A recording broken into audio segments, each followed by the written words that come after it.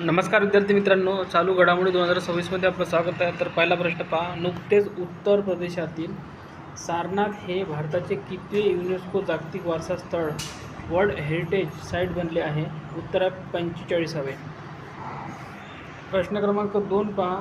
कोणत्या राज्याला सर्वाधिक मृत अवयवदात्यांचा सर्वोत्तम राष्ट्रीय पुरस्कार देण्यात आला आहे? उत्तर आहे तामिळनाडू.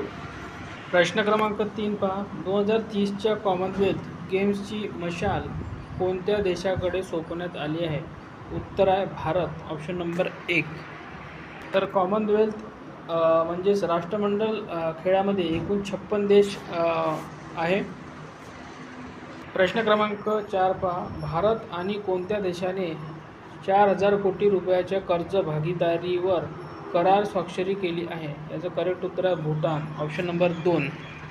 प्रश्न क्रमांक 5 आहे. अलीकडेच कोणी सलग तिसऱ्यांदा national science foundation materials research science and engineering सेंटरचा पुरस्कार जिंकला आहे? उत्तर आहे कोलंबिया. Option number 3.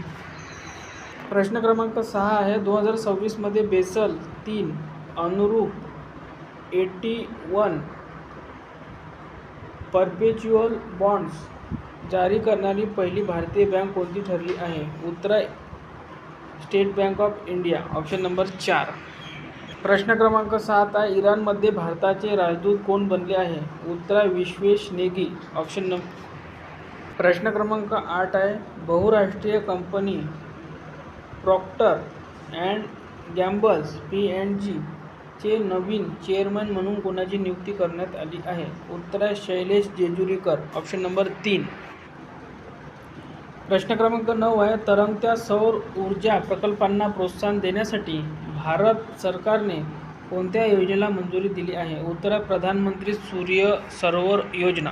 प्रश्न क्रमांक 10 आहे. 135व्या ड्युरंड कप फुटबॉल स्पर्धेचे उद्घाटन कोठे झाले आहे? उत्तर आहे गुवाहाटी. Option number 3. प्रश्न क्रमांक 11. कॉस्पर विक्रम साराभाई पदक जिंकणारी पहिली भारतीय महिला कोण बनली? उत्तर आहे अन्नपूर्णा सुब्रमण्यम. प्रश्न क्रमांक 12 आहे. पर्यावरण कामगिरी निर्देशांक 2026मध्ये भारताचा क्रमांक कितवा?